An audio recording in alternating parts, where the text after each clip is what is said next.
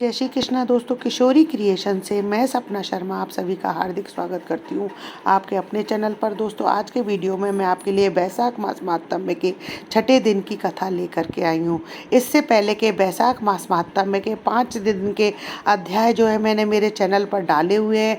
आप उनको मेरे चैनल पर जाकर देख भी सकते हैं और श्रवण भी कर सकते हैं। दोस्तों, मैं आपको बैसाख मास महात्म्य का छठा अध्याय सुनाऊँ उससे पहले मैं भगवान श्री हरि विष्णु के एक और प्रिय मंत्र के जाप के बारे में बताती हूँ। गौ वल्लभाय स्वाहा मंत्र को पुनः सुने। गौ वल्लभाय स्वाहा 7 अक्षरों वाले श्री कृष्ण मंत्र का जाप जो भी साधक करता है उसे संपूर्ण सिद्धियों की प्राप्ति होती है। धन की कामना करने वाले को धन मिलता है, पर उस व्यक्ति को उसे का निरंतर जाप करते रहना चाहिए। इस मंत्र के 1.25 लाख होते ही आर्थिक स्थिति में आश्चर्यजनक रूप से सुधार होने लगेगा।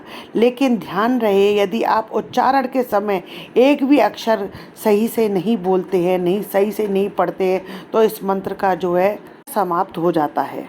ये मंत्र का जाप करते समय जो है आप मंत्र को बोलने में पूरी सावधानी अवश्य बरतें। इसलिए मंत्र को एक बार पुनः सुन लें। मंत्र जो है वो इस प्रकार है। गौ वल्लभाय स्वाहा। आइए जानते हैं बैसाख मास महात्म्य के छठे अध्याय को। उससे पहले हमने 5वें अध्याय में जाना। इसके पहले 5वें अध्याय में नारद जी ने बताया कि प्रलय काल में सब युग समाप्त हो गया था। तब भगवान श्री हरि विष्णु ने सभी जीवों को समेटकर अपने उदर में रखकर समुद्र में शयन करने के लिए चले गए। कुछ कल्प बीतने के बाद भगवान जो है अपने उदर में जीवों की रक्षा करने के लिए सृष्टि की रचना करते हैं। वे अपनी नाभि से वर्णमयी कमल उत्पन्न करके उससे ब्रह्मा जी को उत्पन्न करते हैं। ब्रह्मा जी के साथ मिलकर के भगवान श्री हरि विष्णु सभी पृथ्वी की संरचना करते हैं और ब्रह्मा जी के साथ मिलकर के श्री हरि विष्णु जगत के सभी जीवों के कर्तव्य का निर्धारण करते हैं। आगे का वृत्तांत जो है हम छठे अध्याय में जानते हैं। आइए सुनते हैं। आगे का महात्म्य छठे अध्याय में जानते हैं। नारद जी बोले, हे राजन, बैसाख महीने में मार्ग चलने से व्याकुल और प्यासे मनुष्यों को जो जलदान नहीं करते वे पक्षी की योनि पाते हैं। उदाहरण के लिए हम ब्राह्मण और घर की छिपकली का प्राचीन इतिहास कहते हैं। यह परम संवाद है। प्राचीन काल में इक्ष्वाकु के वंश में हेमांग नाम के एक राजा हुए। ब्राह्मणों का भक्त अनिंदक, जीत शत्रु और जितेंद्रिय था। पृथ्वी में जितने बालू के कण, समुद्र में जितने जल की बिंदु हैं और आकाश में जितने तारागण हैं, उतनी ही उस राजा के ने दान की थी। उसने बहुत से यज्ञ किए। उन यज्ञों की कुशाओं से पृथ्वी पर कुशाई कुशा दिखाई देने लगी तथा गौ, भूमि, तिल और स्वर्ण दान से बहुत से ब्राह्मणों को प्रसन्न किया। कोई ऐसा दान नहीं जो उसने नहीं किया। परंतु हे राजन, सुख की इच्छा करने वाले उस राजा ने एक जलदान नहीं किया। ब्रह्मपुत्र महात्मा वशिष्ठ जी ने उसे ज्ञान भी कराया कि जलदान करो, परंतु उसने दुर्बुद्धि और हेतुवाद से कहा कि जल तो बिना मूल्य ही मिलता है, इसे दान करने वाले को क्या फल मिलेगा। ऐसी अनेक बातें कही और ब्राह्मण को जलदान नहीं किया और कहने लगा कि अलभ्य वस्तु दान करने से पुण्य मिलता है और यही ठीक भी है। वह राजा लूले, लंगड़े, दरिद्री और जीविका हीन ब्राह्मणों की सेवा तो करता, परंतु वेद पाठी, तत्वज्ञानी और ब्रह्मवादियों की पूजा नहीं करता था। वह राजा कहा करता था कि विख्यात ब्राह्मणों की पूजा सेवा तो सभी करते हैं, परंतु अनाथ, बिना पढ़े लिखे, लूले, लंगड़े ब्राह्मण और दरिद्रियों की बड़ी दुर्गति है। तब ऐसे ही लोग मेरी दया के पात्र हैं। इस प्रकार वह दुर्बुद्धि को पात्रों को दान देता रहा। इस महादोष के कारण 3 जन्म तक उसे चातक की योनि मिली, फिर 1 जन्म गिद्ध बना, 7 जन्म तक कुत्ते की योनि में रहा। फिर हे राजन, वह एक राजा के घर छिपकली की योनि में जाकर रहा। उसका नाम शुद्ध कीर्ति था और मिथिलापुरी का राजा था। छिपकली घर के दरवाजे की चौखट के ऊपर कीड़ों को भक्षण करती हुई 87 वर्ष तक वही रही। एक दिन देवयोग से मुनियों में श्रेष्ठ श्रुतिदेव नामक ऋषि दोपहर के समय मार्ग से थके मिथिलापति के घर आए। ऋषि को देखकर राजा अत्यंत प्रसन्न होकर सहसा उठ खड़े, बड़े आदर सत्कार से मधु अर्क आदि से चरण पूजन कर चरण धोने लगा और चरणों तक अपने मस्तक पर छिड़का। तब देवयोग से एक बूंद जल उस छिपकली पर गिर पड़ी। जल की बूंद पड़ते ही उसे ज्ञान हो गया और नाना योनियों में दुखों से दुखित तो ब्राह्मण देवता से हाय हाय करके कहने लगी कि हे ब्राह्मण, भगवान मेरी रक्षा करो। एक छिपकली का ऐसा शब्द सुनकर ब्राह्मण को बड़ा आश्चर्य हुआ और वह कहने लगा, हे गोधा, तू कहाँ है? क्यों विलाप करती है? तेरी यह दशा कैसे हुई? तू देवता है कि पुरुष है, या कोई राजा है अथवा ब्राह्मण है? हे महाभाग, तू कौन है? कह तो सही, मैं आज ही तेरा उद्धार करूंगा। ऋषि की ऐसी बात सुनकर वह राजा महामती मानश्रुति देव जी से कहने लगे कि हे ब्राह्मण, मेरा जन्म इक्ष्वाकु कुल में हुआ था और मैं वेद शास्त्रों का पूर्ण ज्ञाता था। पृथ्वी में जितने रज के कण हैं, जितने जल के बिंदु हैं, जितने आकाश में तारागण हैं, उतनी ही गौ मैंने दान की। मैंने सभी यज्ञ किए, बापी कूप तालाब बनवाए, अनेकों दान की दिए और धर्म पूर्वक राज्य भी किया, तो भी मेरी ऐसी दुर्गति हुई और मुझे स्वर्ग में नहीं मिला। 3 जन्म तक मुझे चातक योनि मिली और 1 जन्म में गिद्ध हुआ, फिर 7 जन्म तक कुत्ते की योनि पाई। अभी यह राजा आपके चरणों तक को छिड़क रहा है। तब एक बूंद उछलकर मेरे ऊपर आ पड़ी। उसी के पड़ने से मुझे पूर्व जन्म का स्मरण हो आया और मेरे सब पाप दूर हो गए।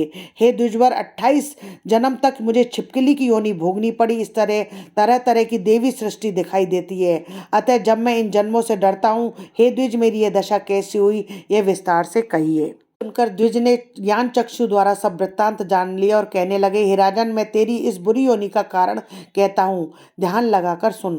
तूने माधव भगवान के प्यारे बैसाख मास में जलदान नहीं किया।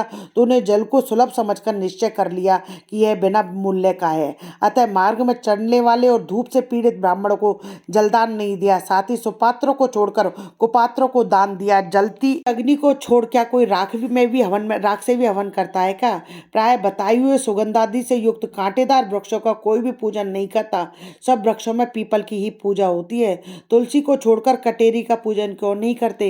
पूज्यता के विषय में अनाथ की आवश्यकता नहीं है। लूले लंगड़े केवल दया के पात्र है, पूज्य नहीं है।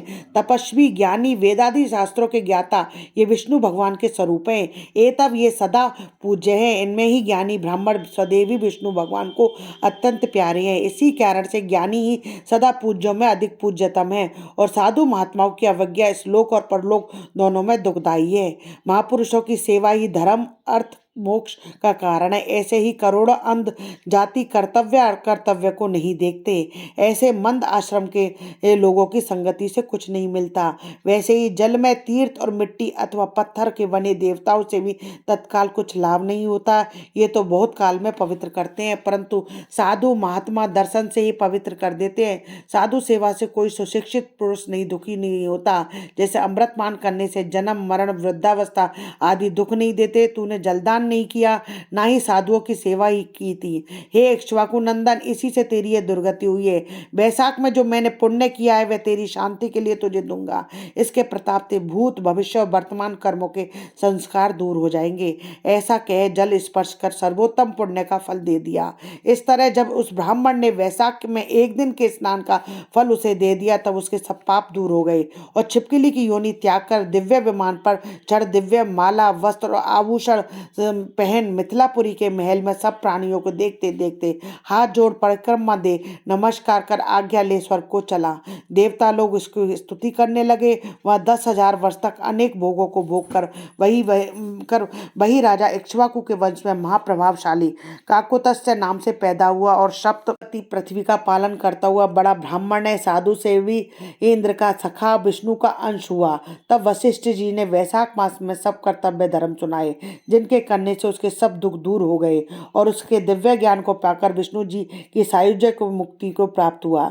इसलिए यह वैशाख मास संपूर्ण शुभ फलों का दाता है। इसमें जो मनुष्य यथोक्त धर्म करता है उसकी आयु और यश बढ़ता है, पाप दूर होते हैं, पुरुषार्थ चतुष्टय की प्राप्ति होती है और विष्णु भगवान प्रसन्न होते हैं। एतब ब्राह्मण, क्षत्रिय, वैश्य, शूद्र, ये चारों वर्ण, ब्रह्मचारी, गृहस्थ, वानप्रस्थ और संन्यास, चारों आश्रम वाले मनुष्यों को वैशाख मास के कहे हुए कर्म अवश्य करने चाहिए। इति श्री वैशाख मासम में 6ठा अध्याय समाप्तम।